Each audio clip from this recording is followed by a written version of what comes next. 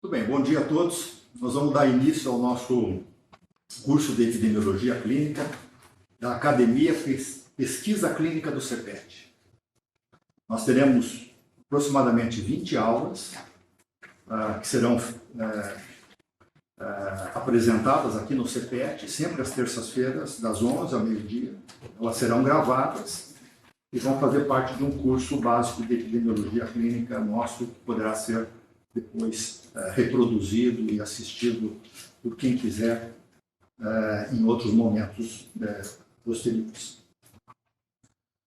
O assunto da aula hoje é a anatomia da pesquisa. Eu vou falar um pouquinho da anatomia de pesquisa hoje, e na aula que vem um pouco de fisiologia da pesquisa. Essa é essencialmente a base da epidemiologia clínica. Se nós conhecermos bem a anatomia da pesquisa e a fisiologia da pesquisa, todos os outros delineamentos e todos os outros estudos, as outras abordagens de pesquisa clínica que são feitas posteriormente, elas são muito baseadas nessas duas aulas. Conhecer bem a anatomia. Eu diria até que, principalmente, fisiologia da pesquisa é fundamental. É claro que a pesquisa não pode ser dividida em anatomia e fisiologia. Ela está sendo dividida apenas do ponto de vista didático, para poder apresentar primeiro a estrutura da pesquisa, e depois como a gente raciocina, faz a análise lógica da pesquisa, tanto no momento de montar os delineamentos, de montar os protocolos, como depois na fase de fazer a análise dos dados. Isso também serve muito para poder fazer a análise crítica da pesquisa que são publicadas e que a gente utiliza para poder, na hora de fazer o levantamento bibliográfico, para poder fazer a nossa pesquisa, ou mesmo para poder fazer a atualização médica do dia a dia, para tomar condutas clínicas com alta evidência epidemiológica, empírica, e fazer o melhor para os nossos doentes. Eu vou começar apresentando um pouco do que é conhecimento científico, e depois eu entro na anatomia da pesquisa. Eu podia dizer que conhecimento científico se obtém a partir do princípio das aproximações sucessivas, ou seja, a verdade sobre um conhecimento ela nunca é atingida integralmente, e sim através de etapas sucessivamente mais próximas. O objetivo da pesquisa não é identificar a verdade, isso fique claro. O objetivo da pesquisa é você desenvolver um delineamento que possa responder à pergunta que você faz. Uma vez respondida a pergunta, você está se aproximando, à medida que você vai acumulando perguntas bem feitas e respostas bem obtidas, sem erros, ou com mínimo erros, você vai se aproximando da verdade, consequentemente o conhecimento científico vai se formando a partir daí. Lembrar que um conhecimento só é válido até que novas observações ou experimentações o contradigam, ou seja, do ponto de vista da ciência, um dado, um resultado, ele nunca confirma uma hipótese, ele corrobora a hipótese. A tentativa do pesquisador sempre é na tentativa de falsear a sua hipótese. Quando ele não consegue falsear a sua hipótese, ele transitoriamente ele acredita que aquele resultado ele é verdadeiro e novas pesquisas deverão ser feitas para poder verificar se isso realmente é verdadeiro. Então, nesse caminho das aproximações sucessivas, a gente pode, de alguma forma, estratificar ou estruturar o conhecimento científico através de uma aproximação sucessiva dessa verdade que começa com uma hipótese, passa por uma tese, por uma teoria e por um modelo. Então, tese é aquilo que a gente testa. A gente não testa um modelo, nem uma teoria, nem uma tese num estudo clínico. A gente testa uma hipótese, que é uma afirmação que ainda não está comprovada sobre um determinado fenômeno. E você vai testar se aquilo é verdadeiro ou falso. Essencialmente é isso. Tese é quando você já tem uma série de hipóteses que são comprovadas a respeito de um determinado fenômeno. Teoria é quando um conjunto de teses começam a explicar um fenômeno. E o modelo é uma descrição formal de um fenômeno que pode ser utilizado para testar novas hipóteses e fazer predições. Com o Covid, hoje, nós já temos um modelo relativamente bem construído de uma doença respiratória que é transmitida basicamente através de gotículas respiratórias, que leva 2, 3 dias para poder desenvolver sintomas, em mais ou menos 50% dos doentes. Aqueles que desenvolvem sintomas, 80%, 90% deles são sintomas basicamente de vias aéreas, depois de vias aéreas inferiores. Um pequeno grupo vai fazer uma pneumonia mais grave e um grupo ainda menor vai precisar de unidade de terapia intensiva. Nós temos uma imunidade que começa a aparecer a partir do 7º, 10º dia, mais ou menos, tem o seu pico entre o 14º e 11º dia. Isso já é um modelo de doença. Agora, isso não foi testado num estudo só, isso é um conjunto de uma série de teses, de teorias que foram montadas e uma série de pesquisa clínica que foi sedimentando esse modelo. Quando nós quisermos, eventualmente, estudar alguma coisa com relação ao Covid, nós temos que entender o modelo e, em cima do modelo, construir novas hipóteses que podem ser testadas em estudos individuais.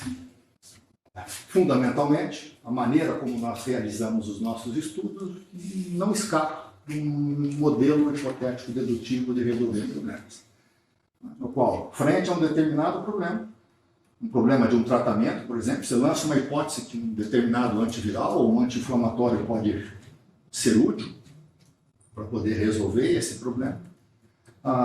Realiza uma série de testes que não são para o vírus, que não é para o problema. Os testes que você faz são testes que são deduzidos para testar a hipótese. Por isso que o modelo é chamado de hipotético dedutivo. Então, o delineamento, a seleção de amostras, a aferição de variáveis, elas não são feitas para poder resolver o problema. Elas são feitas para poder dizer se a tua hipótese é válida ou não. Por isso é fundamental fazer a pergunta certa.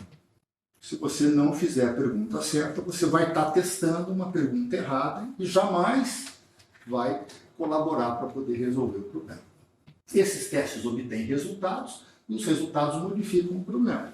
O problema novo é: a droga que eu testei não funciona. Ou funciona. Então, aí, a droga funcionando. Qual é o tempo que eu tenho que colocar a droga? Qual é a dose? Qual é o tipo de doente? São novos estudos que têm que ser feitos a posteriori. Mas é sempre um método hipotético dedutivo. E talvez o maior ensinamento que o modelo hipotético dedutivo nos traz é de que o delineamento, aquilo que você faz, aquilo que você coloca no protocolo, não é para resolver o problema, e sim para testar a hipótese. Nós vamos ter uma aula, a nossa terceira aula, que é muito dirigida para poder fazer a pergunta certa. E aí já se tornou, você vê toda hora aí na internet, provavelmente nas redes sociais, etc., de que a coisa mais importante para resolver um problema é fazer a pergunta certa. E é mesmo, do ponto de vista de desenvolver uma solução científica para o teu problema, é você fazer a pergunta certa. Se você não souber fazer a pergunta, você não caminha, não anda. E a razão está aqui, assim demonstrada. Então, a sequência da pesquisa clínica, do ponto de vista da anatomia da pesquisa, é definir o problema e as hipóteses. Em cima do problema, você constrói uma hipótese. E, de um modo geral, é uma pergunta simples. Isso funciona ou não funciona? Esse teste, ele detecta a doença ou não detecta a doença? Essa doença tem um prognóstico bom ou ruim quando um determinado fator de risco é identificado? É simples, mas difícil de ser feito. Em cima da hipótese, você desenvolve o protocolo para poder testar a hipótese. Em cima desse protocolo, nós fazemos um pré-teste, uma revisão do protocolo, eventualmente um plano piloto. Opa! Deixa eu ver o que eu fiz aqui. Eu vou ter que colocar outra vez a minha aula.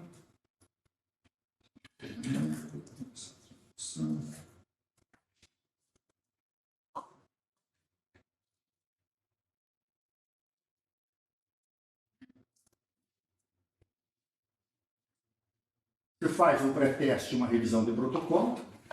Depois disso, você realiza o estudo propriamente dito.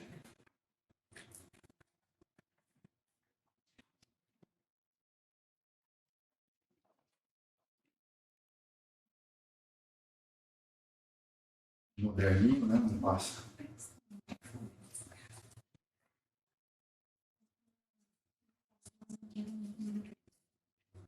Faz a análise dos resultados. Na análise dos resultados, você cria conclusões, torna público, ou seja, publica o seu trabalho. Em cima das publicações, você realiza generalizações. Ou seja, se você eventualmente desenvolve um teste diagnóstico útil, esse teste passa a ser utilizado nos casos novos que você vai atender, o público em geral, olhando o teu trabalho, achando que o teu trabalho é útil, vai utilizar esse teste diagnóstico para poder fazer a mesma coisa que você fez no teu trabalho, porque ele se mostrou que ele era útil e que ele melhorava a assistência médica de um modo geral. Isso roda inúmeras vezes. E aí nós vamos tendo as aproximações sucessivas na busca de poder responder às nossas perguntas. Conhecendo esse lado inicial da anatomia da pesquisa, vamos imaginar o protocolo de pesquisa. O que é o protocolo de pesquisa? O protocolo de pesquisa é o plano escrito da pesquisa para poder testar a hipótese.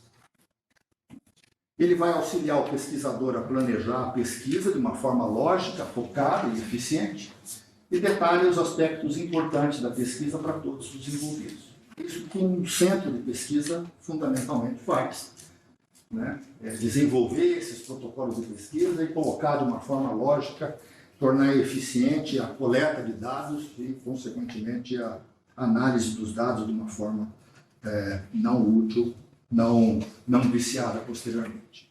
Ela é a transcrição da pergunta do pesquisador no método científico antes de iniciar a pesquisa.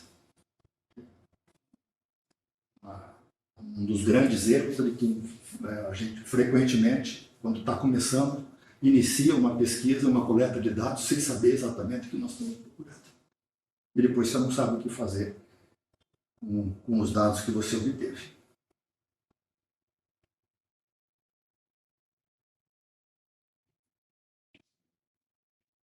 E isso é essencial na busca de aprovação e apoio de financiamento, né? Toda a regulação da pesquisa ela é feita em cima de protocolos de pesquisa escritos. E nós vamos ver isso principalmente lá nas nossas últimas aulas. Muito bem. Então, essa estrutura toda da pesquisa, ela pode ser dividida em anatomia da pesquisa e em fisiologia da pesquisa. Anatomia da pesquisa, basicamente, do que a pesquisa é feita, e a fisiologia de como a pesquisa funciona, propriamente dito. Então, do que ela é feita é a estrutura, é a maneira como você seleciona a amostra, a maneira como você vai aferir as variáveis e o delineamento que você vai utilizar para isso. E a fisiologia da pesquisa, como evitar os vícios, os vieses que o estudo pode apresentar, porque não adianta nada você ter uma boa estrutura, mas ter um vício sistemático, um erro sistemático que te acompanha ao longo do todo o protocolo de pesquisa e o resultado, obviamente, vai ser desviado da verdade. Então, essa é a nossa sequência que todo protocolo de pesquisa precisa de ter. O protocolo de pesquisa ele pode ter 2, 3 páginas, pode ter 10 páginas, 15 páginas, 50 páginas, mas ele não pode escapar desses 6 itens.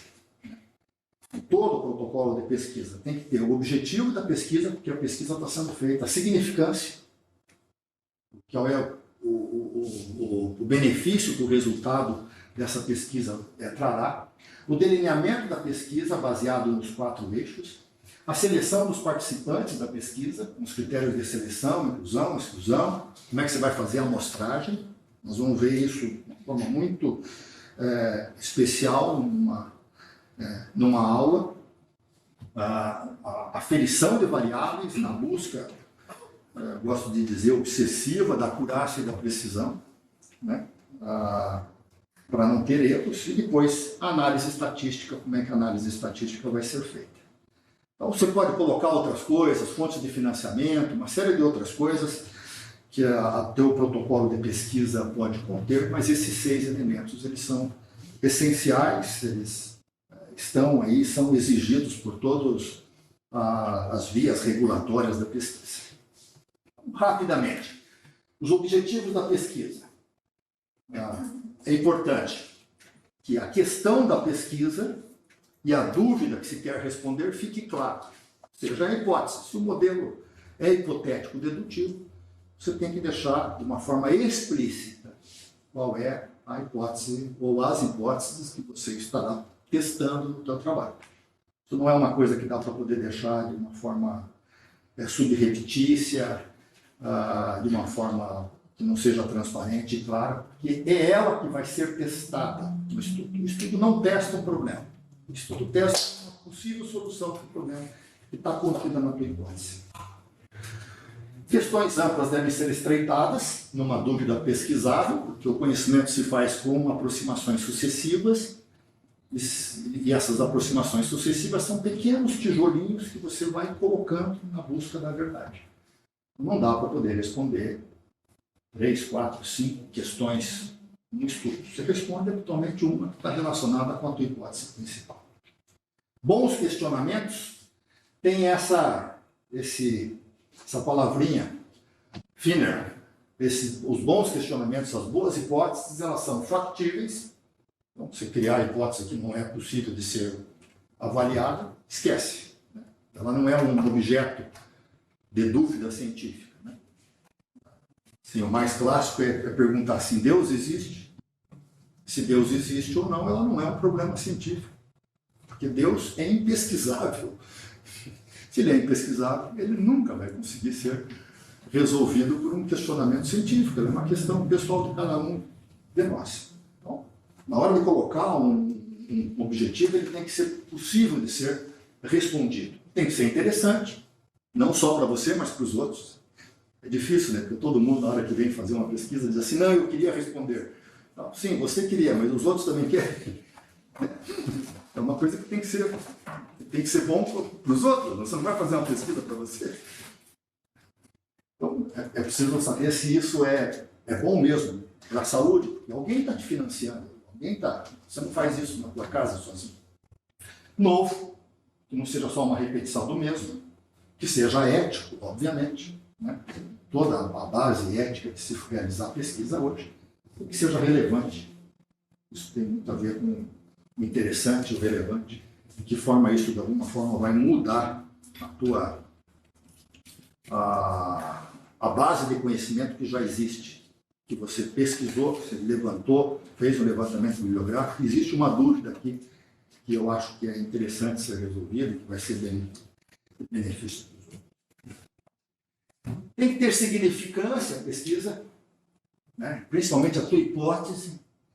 E essa significância, ela tem que ter, ela tem que ter racionalidade. Né? A tua hipótese, ela não pode ser uma hipótese que surge do nada, que seja incoerente e sem correspondência. Vou mostrar o que é isso. Essa parte do protocolo que estabelece o racional da pesquisa dentro do contexto científico atual. O marco teórico. Você vai para fazer uma revisão bibliográfica, você define o marco teórico de uma determinada questão em um determinado momento. E aí você lança uma hipótese em cima desse marco teórico. Essa hipótese, ela tem duas verdades, dois ideais que precisam ser satisfeitos, que é o ideal da racionalidade e o ideal da objetividade.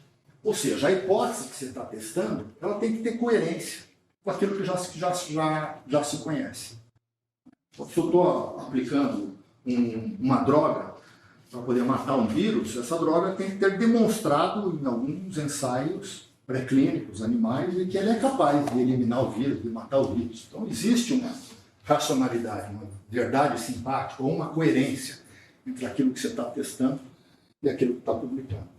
E uma correspondência, ou seja, ela já precisa ter sido mostrada de que ela realmente faz isso. Não é só do ponto de vista de ação de farmacocinética, de ação da droga, de ação bioquímica. Ela tem que ter demonstrado em algum estudo anteriormente de que ela corresponde àquilo que se achava dela, ou seja, ela é capaz realmente de eliminar o vírus, de matar o vírus, de diminuir a replicação viral, e assim por diante.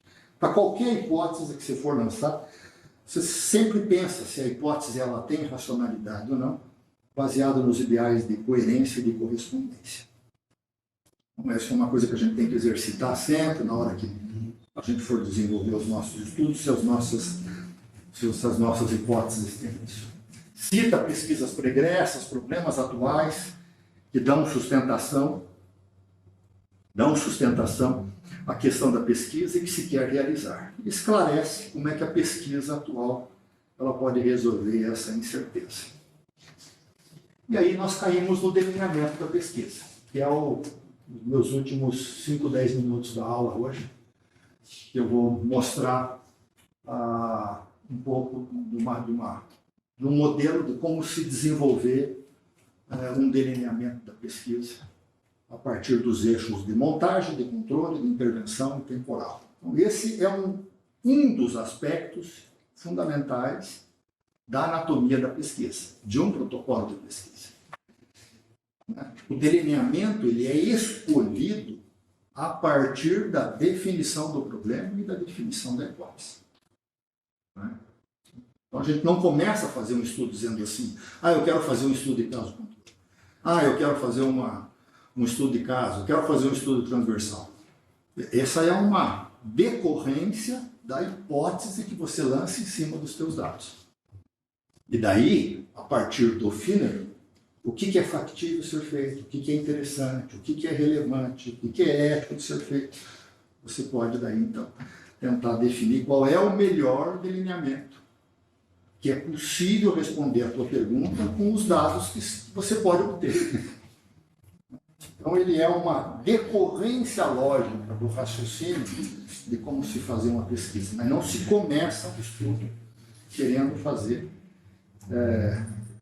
um delineamento, e sim responder uma pergunta. Essa insistência ela parece óbvia, mas a gente precisa de se tornar aqui meio completamente obsessivo, né? A gente ter esse dogma dentro. A gente faz pesquisa para poder resolver um problema que seja ético, relevante, interessante, novo, que faça sentido, que seja factível, né? Com aquilo que a gente tem. Aquilo que não for factível, que a gente não tem, outros grupos vão fazer.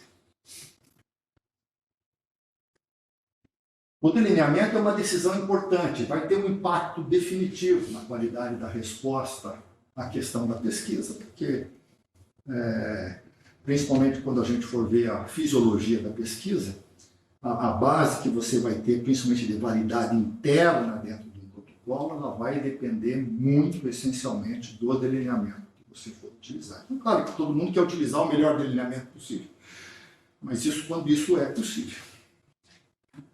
Nós tivemos um bom exemplo agora de que nós podemos, com pouco financiamento, fazer um ensaio clínico randomizado, por exemplo, né? Aberto, não foi cego, como o estudo que a gente fez com cloroquina, com hidroxicloroquina.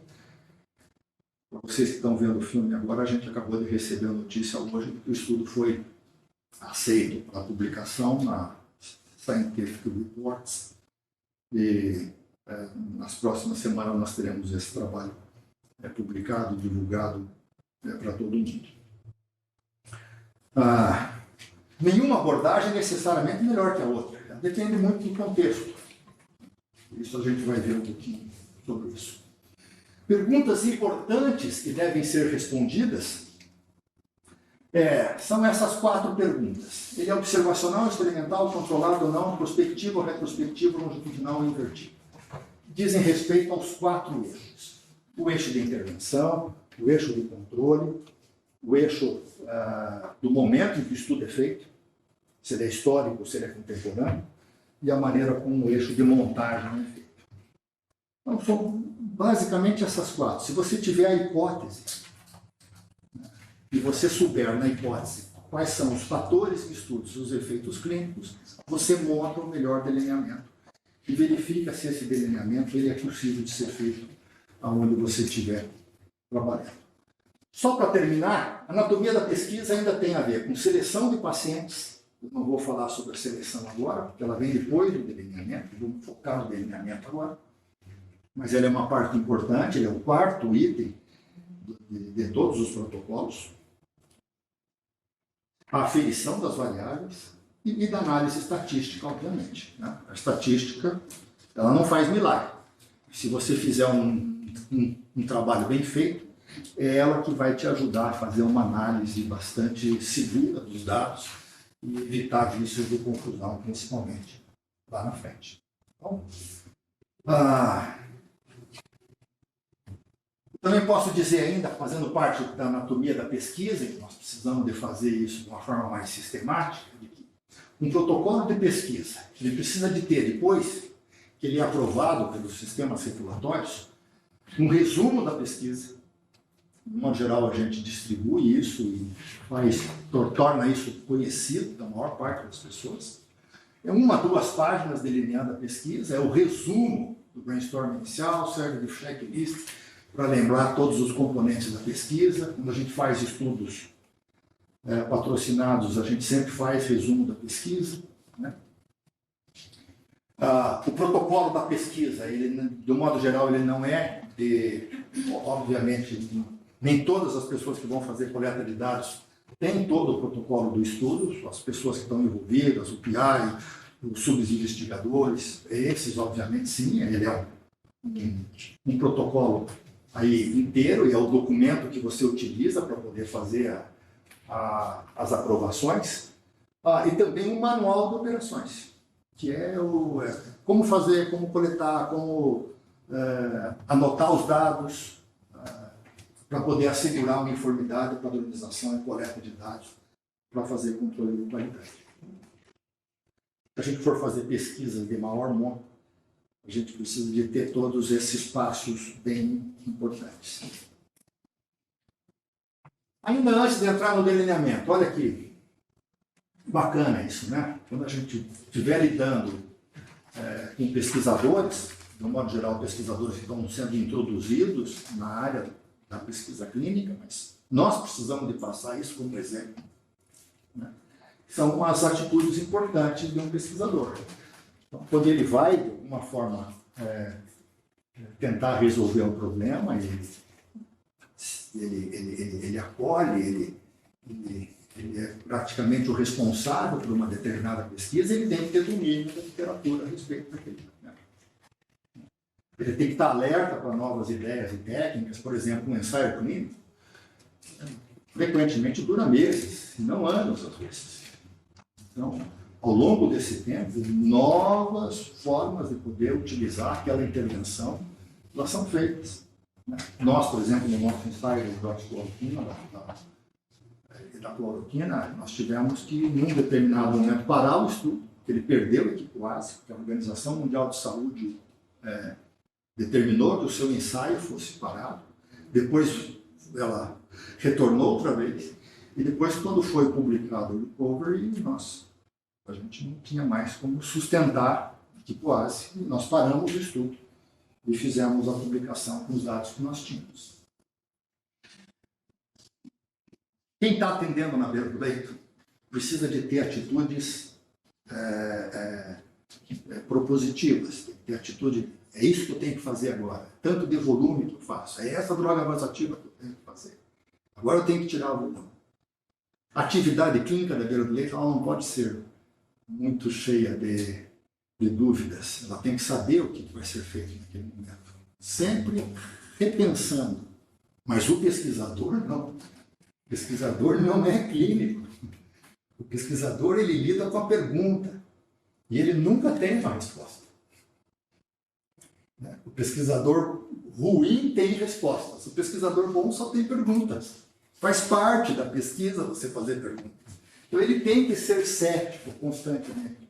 Esse troço não está bom, não está boa a coleta de dados, não está boa a aferição, nós não estamos sendo precisos aqui, nós não estamos selecionando todo mundo. Né? Porque não é uma atitude adequada para um pesquisador. Ele não pode imaginar que ele fez um projeto de pesquisa que aquilo é a verdade.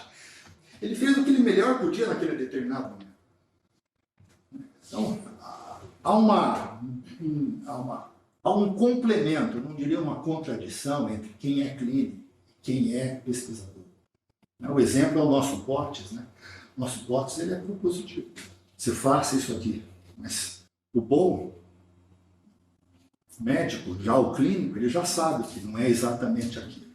E muitas vezes ele pode se adaptar para alguma coisa. Agora, o pesquisador que está em cima, ele está sempre achando que não é 30 ml de peso. Por que é 30 ml? Por que não pode ser 20? Por que não pode ser 40? Por que não pode ser 50? Ele está sempre cheio de dúvidas. Dúvidas que ele pode responder. Ele também não é um songo mono.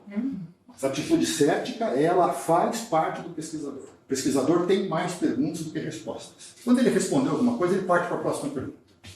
Acabou. Vamos para a próxima. Uma cuidadosa observação dos doentes, aquele troço com a obsessão pela compulsão, pela coleta adequada de dados. Ele é uma fonte de inspiração permanente, né? Ele é quem, puxa vida, se ele tem o domínio, se ele está atento, se ele tem sempre uma atitude certa, ele cuida do ele, obviamente, ele adquire essa fonte de inspiração permanente. É legal vê-lo pensar e ver as diversas alternativas, fazer escolhas, mas não ter certeza. Criatividade para poder resolver o problema, porque ao longo do processo, não só de construção do protocolo, mas principalmente depois da aplicação, surge uma série de problemas ao longo do caminho que precisam ser solucionados, cheio de trade-offs. E precisa de ter tenacidade, garra, persistência, né?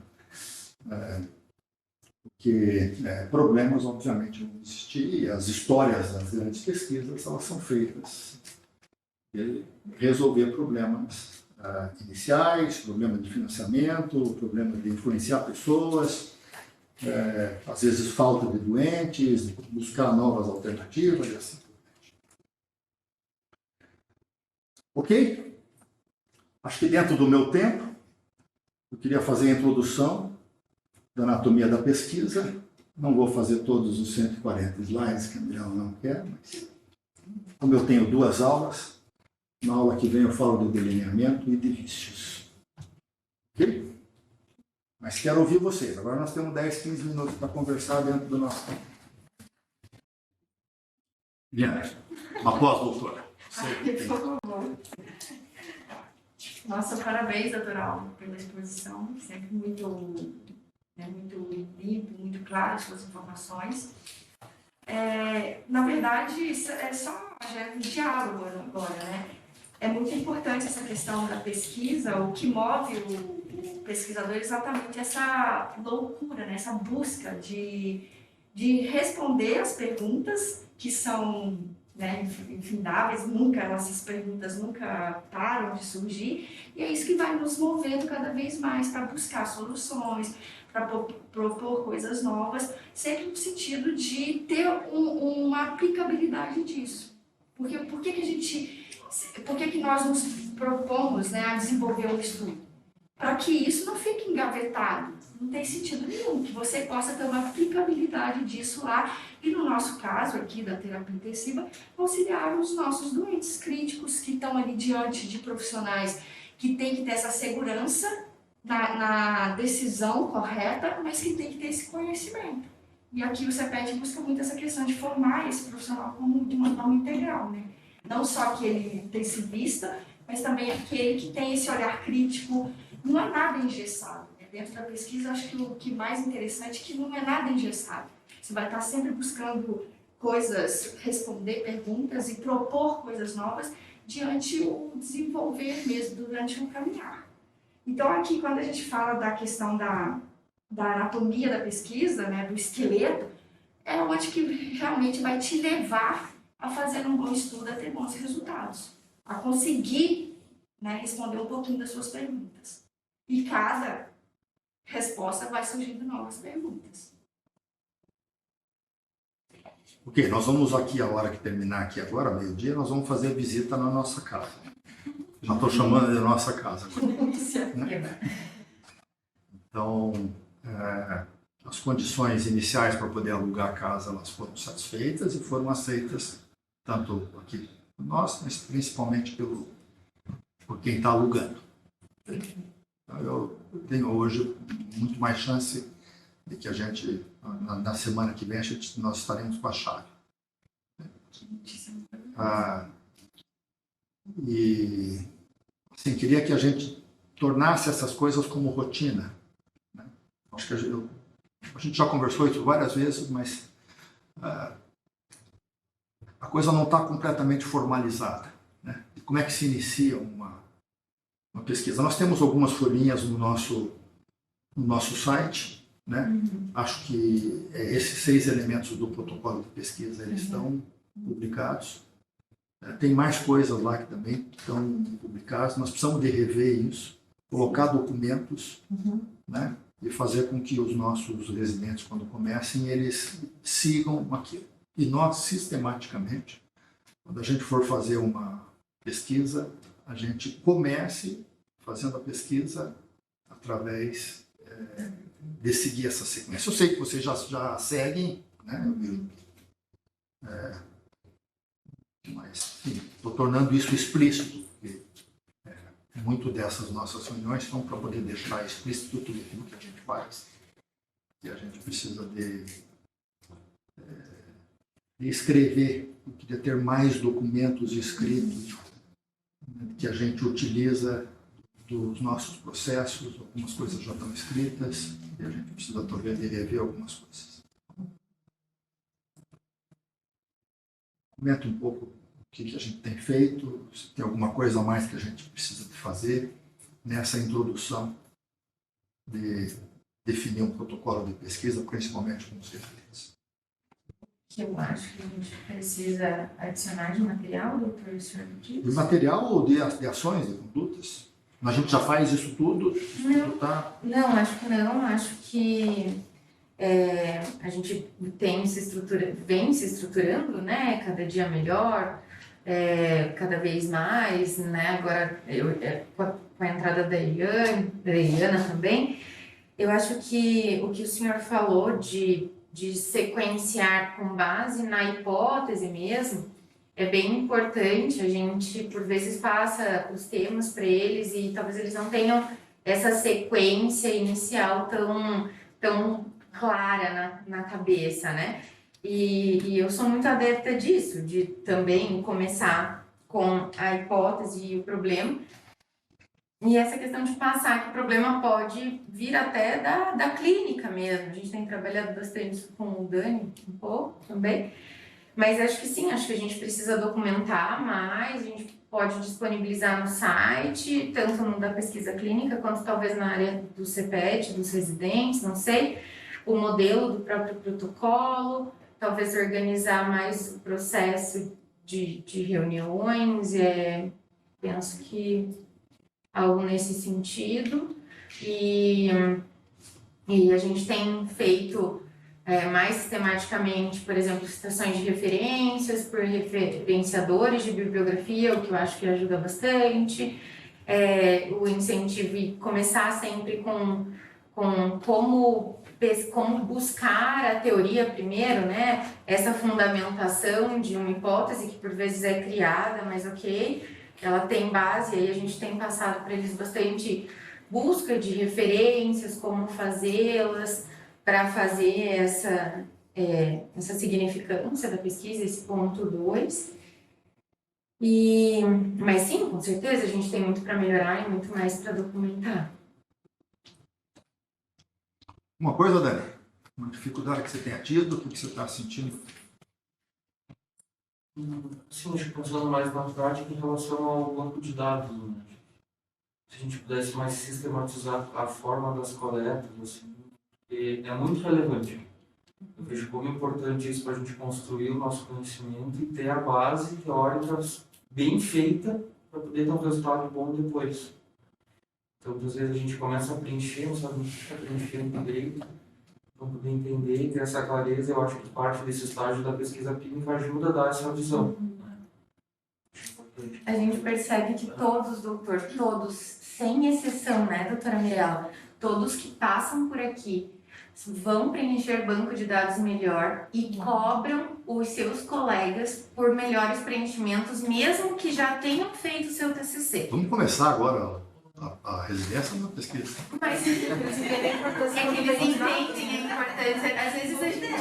Doutor, não, mas é que assim, a gente até faz aquela abertura, mas assim, uma exposição não é, acho que suficiente. Quando eles vêm e sentam ali e vão arrumar dado para a própria pesquisa, aí eles sentem realmente na pele como é esse processo. Eles percebem a importância e começam a cobrar os colegas. Isso a gente sentiu muito, né, doutor, em 2019, esse movimento dos que estavam aqui. E ajuda também no próprio raciocínio clínico, né? Daí tu passa a ver que aquela informação, ela ajuda tu até a cuidar melhor do doente. Esse paciente teve esse sinal, teve esse sintoma, então isso pode mudar um desfecho lá na frente. Se tu olhar só assim, pontualmente, clinicamente, às vezes tu não entende. Daí tu começa a pensar, não, o sofá, como que ele internou a parte, a minha conduta em relação a isso, de manejar melhor uma conduta, uma hemodinâmica. Então, ajuda a ter essa visão do intensivista, né? Não só do médico plantonista. Mas acho que essa estruturação que a gente está vendo aqui, ela começa a apresentar resultados agora a partir desse ano. Né? Não sei se vocês lembram aqui, a gente meio que assumiu o compromisso no ano passado, que esse ano era o ano de fazer os trabalhos serem publicados. Né? Então, agora saiu o trial, deve sair o próximo, acho que deve sair o SAF, depois deve sair que está pronto o Parkinson, depois deve sair o do sensibilidade do teste diagnóstico e por último o neurocrítico. Então, esses estão prontos para poder, talvez até, assim, um bom cenário, junho, a gente ter mais um ou dois, começar o segundo semestre com todos esses encaminhados para pelo revisão. menos submetido, sim. Né? E o Dani está com alguma coisa? O Dani, a gente está conversando, doutor, até, né, Dani, o processo até de aprendizado dele, se vai ser melhor ele fazer ou não um outro junto. E aí depois a gente até queria, a Eliane se dispôs, enfim. Mas enfim, de qualquer forma tem esses. E eu tenho a impressão que, assim, otimisticamente, né, nós melhoramos muito os resultados de gestão. Mas a gestão se perdeu, obviamente, por causa do Covid. Né? Os médicos perderam um pouco o pique e foram atropelados por tempo. Mas hoje a gente precisa de continuar batidinho, fazendo o nosso relatório de gestão de forma sistemática e levando os residentes, mostrando para os residentes cada vez mais. Isso tem que ser recuperado. Ele foi atropelado em maio, março do ano passado para cá. Mas, continuando gerar os relatórios, que num determinado momento a gente vai recuperar isso de uma forma mais explícita para todo mundo. Mostrando que os resultados do banco de dados geram resultados que são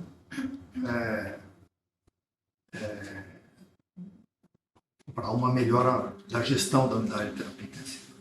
E, por outro lado, agora, com os trabalhos publicados, que isso leva à publicação de trabalhos de boa qualidade, em boas revistas, etc. Então, faz 25 anos que a gente fica tentando fazer o pessoal coletar bem banco de dados, mas fica muito etéreo, assim, como se fosse uma coisa meio que faz parte do plasma, né? Para onde é que vai isso aqui? Ele vai para uma quinta essência. Não é nem ar, nem fogo, nem água, nem terra. Ele tem uma. Vai para onde? Bom, o que alguém faz com esses dados? A partir da hora que vocês veem a utilidade disso quando vem para cá, mas não dá para poder esperar isso. Precisa de ir lá. Enfim, é uma nova forma de poder entender e interferir nisso de uma forma significativa. Bem. Bom, e daí que estamos sentindo assim, começando uma nova onda. Sim, ótimo. Quarta onda nossa. Porque acho que a gente já avançou muito na assistência, acho que tem uma assistência que todo mundo treinou, tem um monte de residente, tem pessoas formadas na cidade inteira que passaram pelo CPET, assim por diante, pessoas aprovadas em prova de título, tudo isso, né? Depois a gente, sei lá, na metade dos anos 2000, é o desafio da gestão, né? Gestão e equipe multiprofissional. Não existia, quando eu era residente aqui no Nações, tinha visita uma vez por semana na UTI, eu lembro. Uma vez por semana tinha visita na UTI da família. Não existia equipe multiprofissional.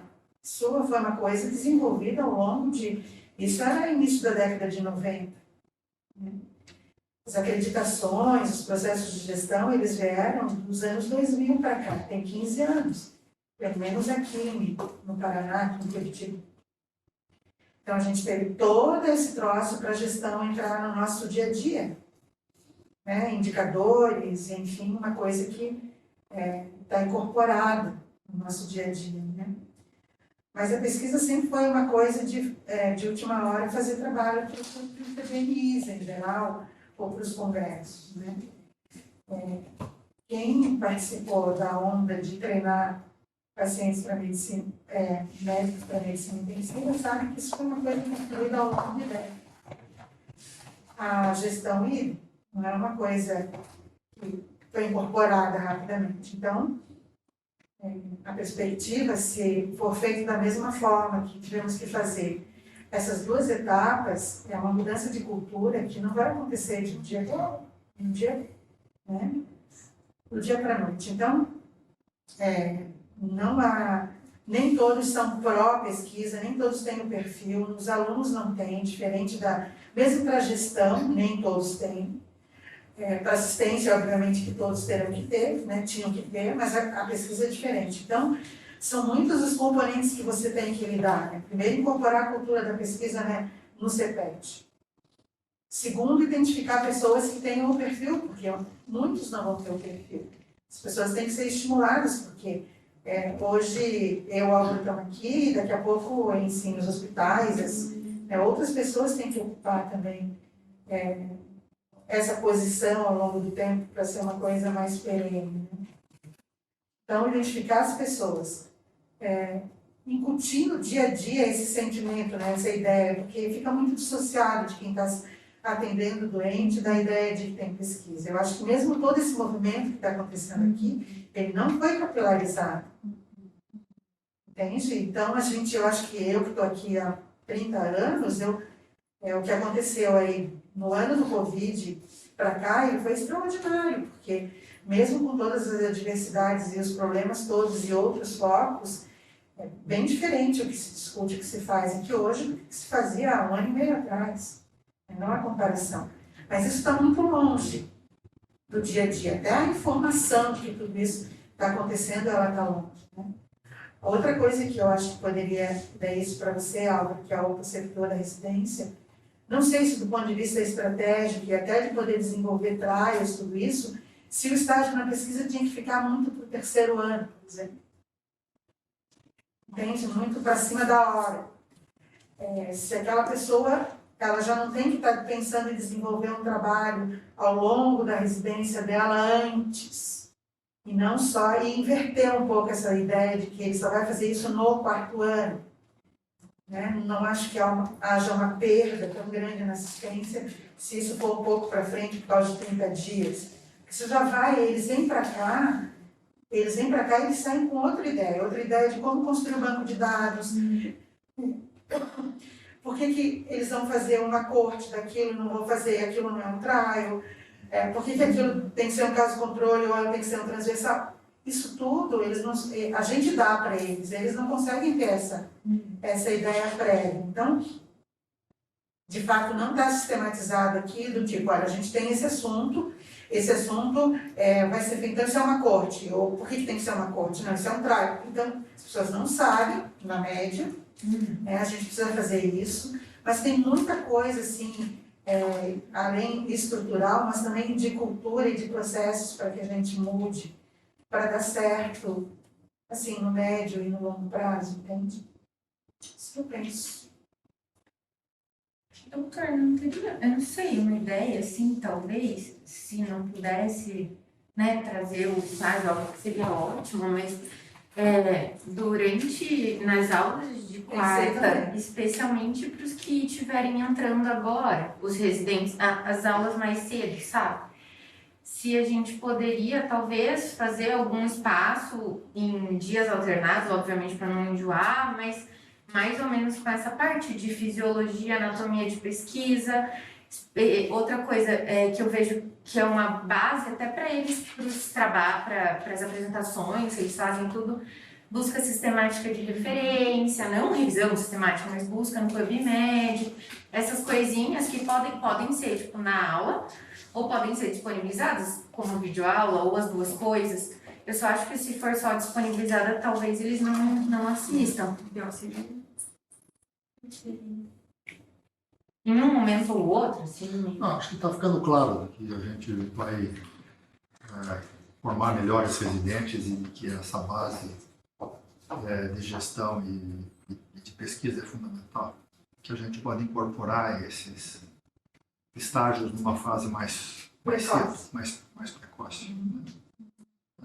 Isso também vai par e passo com a nossa reestruturação do espaço físico também, né? Então,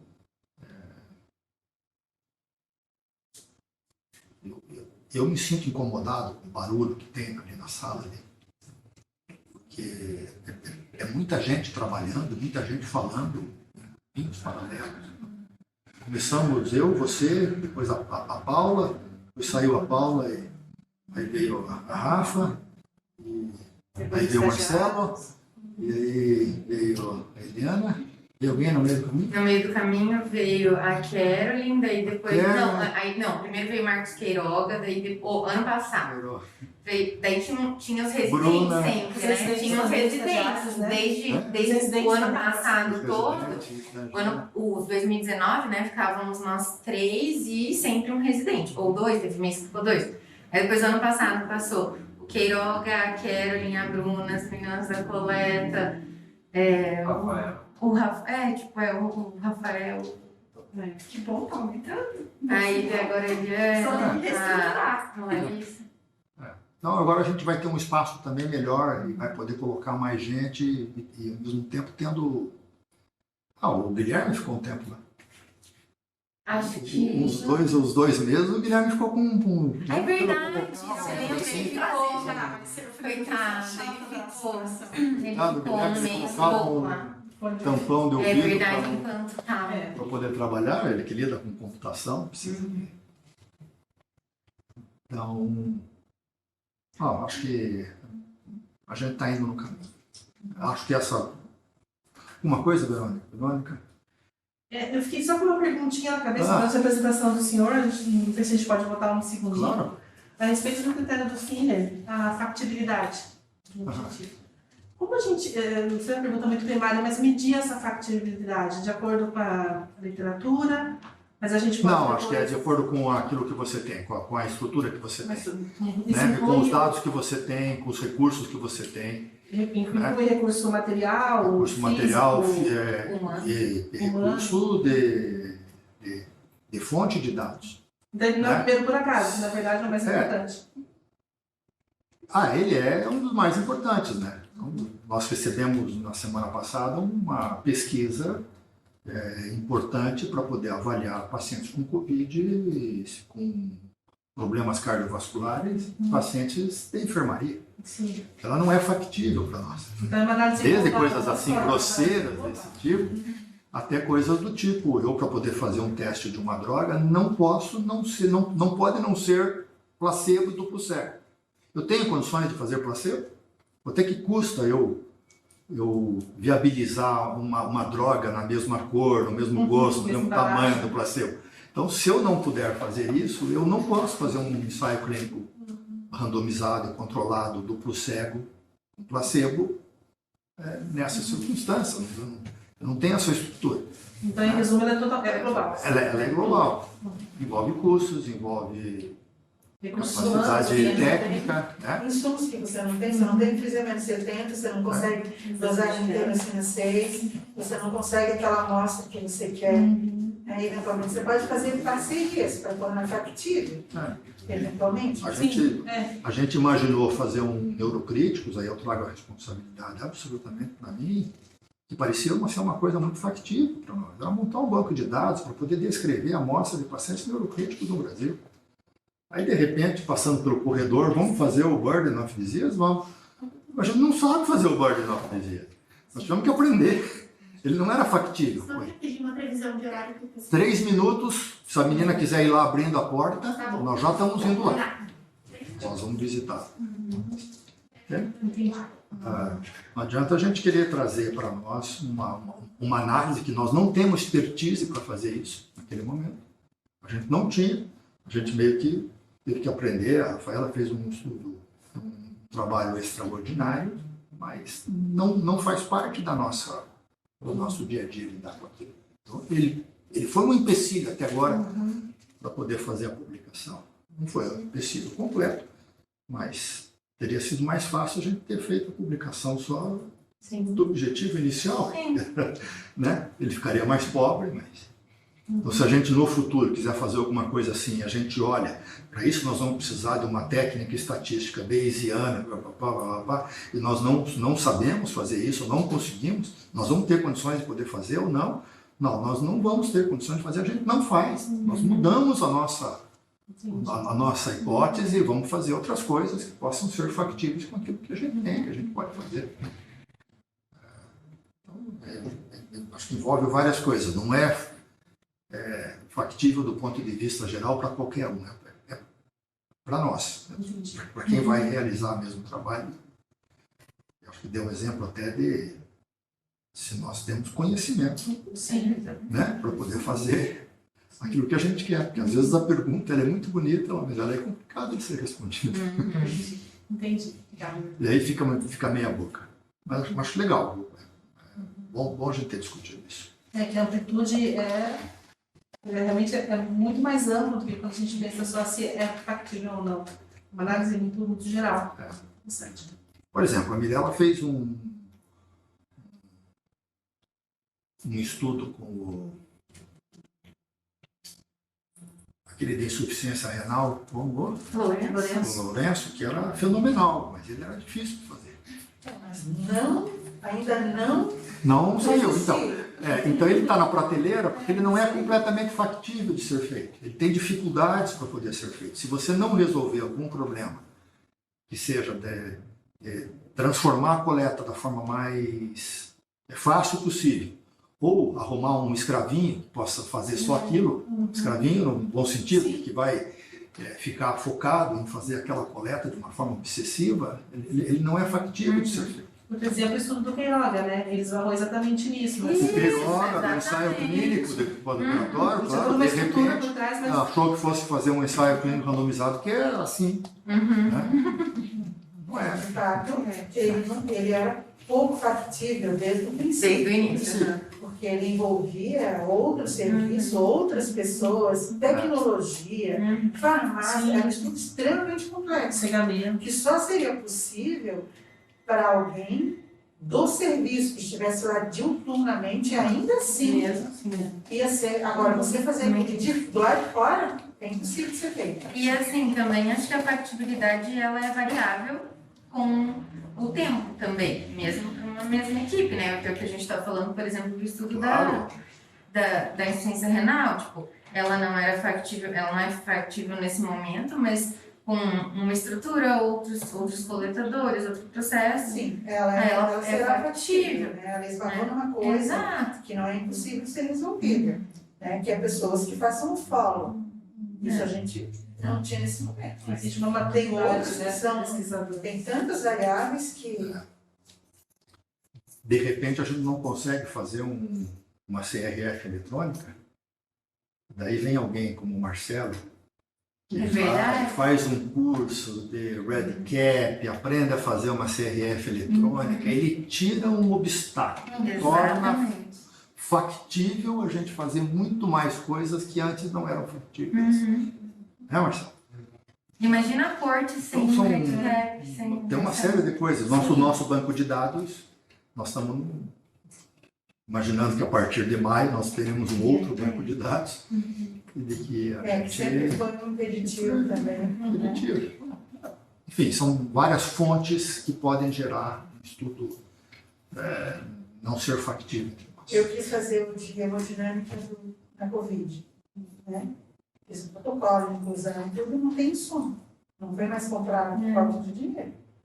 Tem 4 cateteres no hospital inteiro.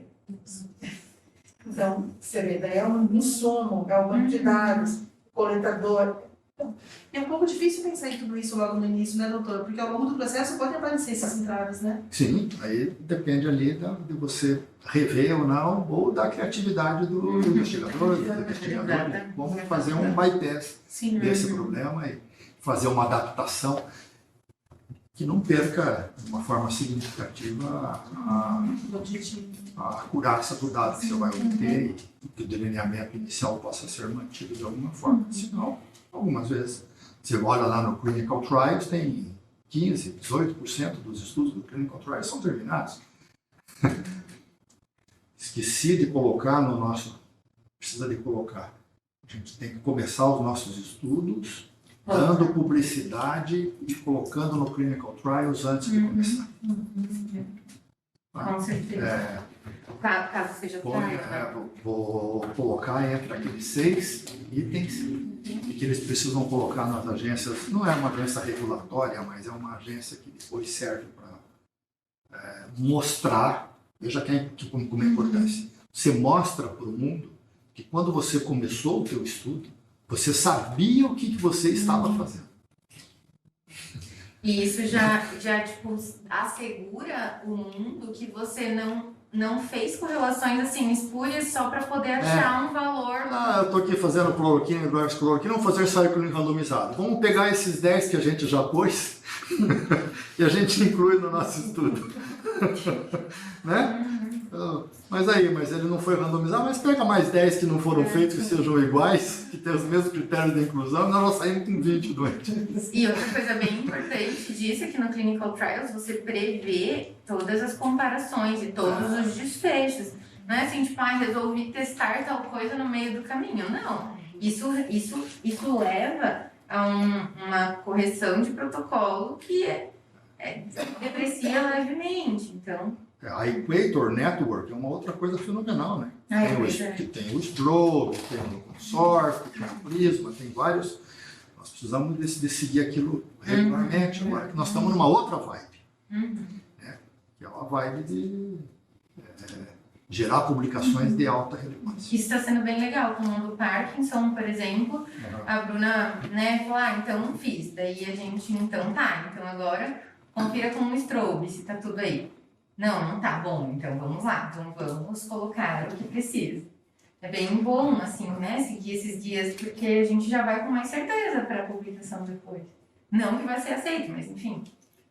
No final das contas, você olha um Strobe daquele, ele nada mais é do que uma anatomia da pesquisa. Exatamente. Né? Você cumpriu todos os 20 itens dali, né? Você está descrevendo aquilo que você fez. Às vezes você faz muito mais do que aqueles, mas aqueles são imprescindíveis. Marcelo. Bom, doutor, eu acho que, primeiramente, eu tenho que agradecer ao senhor por participar dessa aula, para a gente entender um pouco sobre essa parte da pesquisa. Dizer também que eu acho que boa parte da população tinha que entender um pouco sobre isso. A Rafa que me corrija se eu estiver errado, mas quando a gente, como lida com a estatística, às vezes chega pra gente a pessoa e fala: quero fazer um estudo de caso, de controle, quero fazer um estudo randomizado. Mas então a pessoa tinha que assistir a sua aula para entender que não é assim, que ela é uma consequência do objetivo da pessoa. Então tem muitas questões assim dentro até mesmo da faculdade, né? Então as pessoas procuram a gente falando, analisa aqui, eu quero que isso daqui tenha significância. Tá, mas... Eu quero ver para chamar de meu, gente. Então a gente tem que participar dessa questão para entender o objetivo, entender o estudo, entender como que a gente pode aplicar a estatística, qual o teste melhor. Então isso, né, vai ser complementado durante as aulas, mas é uma das questões que deveriam as pessoas, quando for fazer pesquisa, deveriam aprender. É parte essencial. Principalmente até a questão do estudo ser interessante ou não. se é inovador ou não. Tem muitas pessoas que pegam estudos antigos, só querem mudar um pouco os dados para ver a atualização daquilo ali, e não se preocupam em inovar com a ciência, inovar com os estudos. Então, eu acho que isso é uma característica das mais importantes, e por isso que eu acho que até a segunda questão do Feiner ali, né? Ser interessante, ser inovador. Né? Então, se a gente pensar toda essa lógica do factível, depois interessante, eu acho que é uma das principais ordens que a gente tem. Uma coisa que eu estou tentando fazer agora com os residentes, né, começando com a Bruna, mas assim, para ter certeza, até como a gente já tem um banco de dados coletado e tudo, essa disponibilidade gera também uma angústia, tipo, de confusão, eu tenho muita coisa, e agora? E uma coisa que foi legal numa das fases ali do curso de epidemia de Portugal, eles são muito metódicos, assim, organizados, e daí o projeto ele não se constrói assim direto no Word, eles colocam caixas para a gente ir colocando as coisas dentro. E aí, para seleção de variáveis de coleta ou seleção de variáveis de análise, isso que eu tentei fazer um pouco com a Bruna, estou tentando fazer com o Dani, é assim, porque qual variável você vai utilizar, quais perguntas você tem e quais variáveis você vai utilizar para responder aquelas perguntas. Se não tem pergunta, não tem por que usar aquela variável. E se não tem variável, você não responde aquela pergunta. Às vezes é uma coisa tão elementar, mas elementar às vezes pra gente, assim, que já tá um pouquinho mais familiarizado. Mas às vezes para quem tá antes, não, e aí vem essas coisas para análise, né? Ó, eu tenho isso, eu quero que cruze os dados, tá? Que dado com que dado, né? Então, isso é bem legal. Eu acho que a moça está esperando. É verdade. Uma coisa lá, eu só ouvi todo mundo. Desculpa. Enfim, é impressionante com o que o Marcelo falou e com o que a Verônica falou. Eu fiquei com uma dúvida com relação à inovação. A gente precisa inovar com as nossas pesquisas, com certeza. E para buscar inovação, ainda assim, a gente precisa buscar a racionalidade, a correspondência, que gera coerência com os demais estudos e com relação também aos dados anteriores. Então, como a gente vai inovar usando somente as bases anteriores? Uma boa pergunta. É bem legal esse Mas raciocínio. assim, talvez você tenha que desopilar um pouco de que inovação é uma coisa assim tecnologicamente bonita, moderna, revolucionária, disruptiva, né? Isso é muito legal no mundo da internet, no mundo da coisa, né? Assim, uma coisa inovadora é você dizer assim, puxa vida, será que as mulheres entre 50 e 60 anos de idade que têm cardiopatia ficam mais tempo em ventilação mecânica? Isso é importante? Não sei se é muito importante, mas se você achar que é importante e isso tiver algum impacto significativo de saber isso, e isso vai mudar alguma coisa, e isso não é conhecido, vai para o teu banco de dados. Sabe que eu não consigo responder isso no meu banco de dados? Será que mulheres entre 50 e 60 anos de idade que têm cardiopatia, essas mulheres não têm um prognóstico muito pior do que as que não têm cardiopatia, que são mulheres de outros? Então, esse é um dado novo, esse é um dado que não está disponível. E que, se ele tiver factível, se ele for relevante, se ele mudar a prática clínica, etc. e tal, ele é novo, ele é importante. E ele está no teu banco de dados e você ainda não viu, e você não cruzou os dados. Então, desde que você tenha a hipótese, e essa hipótese ela seja relevante, e isso cria uma informação nova, que pode ser útil, ela é nova, ela é inovadora. Ela não precisa ser disruptiva, não precisa ser um 5G da vida, um 6G da vida. Não, isso nós não vamos fazer. Né? Não temos essa pretensão. A pesquisa ela é feita, são, sei lá, o último dado, aquele dado, apresentação lá de leitura crítica, acho que de 1999, eram 250 mil publicações na área biomédica por ano. 250 mil. Dessas 250 mil, é claro que 245 mil eram irrelevantes. Tem muita coisa que você faz assim, só porque você tem o banco de dados, aí você começa a querer publicar, porque tem que formar gente, tem que fazer, né? tem tem que fazer doutorado, tem que fazer pós-doutor. Não estou dizendo que as tuas sejam, mas assim, tem muito. Não, as suas não são, claro que não. Mas tem muito serviço assim que tem uma driving force de que chega no final do ano, se ele não publicou 8 artigos numa revista, ele... Entende? Ele é mandado embora. Perde o cargo, perde financiamento, perde posição, né? Porque as coisas são baseadas nisso. Então, muito da pesquisa tem essa driving force. Eu creio que aquele quadrinho da página 4 seja bem interessante, né? Porque a gente começa com um problema, termina com o resultado e ele volta a ser um problema de novo, mas a gente inove com as pesquisas. Inove, você gera um resultado novo, né? Então, ok, acho que a reunião foi ótima para mim. Acho que o grande objetivo aqui é menos, também é informação, mas é assim, a gente criar um conceito junto, a gente conversar, né? Daqui um pouco eu estou imaginando que, como ele é incremental, depois de 20 reuniões, imagina o quanto a gente não aprendeu juntos, né? Daqui a pouco eu passo assim na sala, assim, a hora que alguém fala alguma coisa, a gente não precisa falar nada. A nossa linguagem corporal já está dizendo se aquilo é uma besteira, se aquilo não é, qual é o próximo, o que tem que fazer, o que não tem que fazer. Entende? Porque a gente tem os mesmos saberes como base. Sabe que os outros saberes específicos também têm. Tudo bem? Obrigado.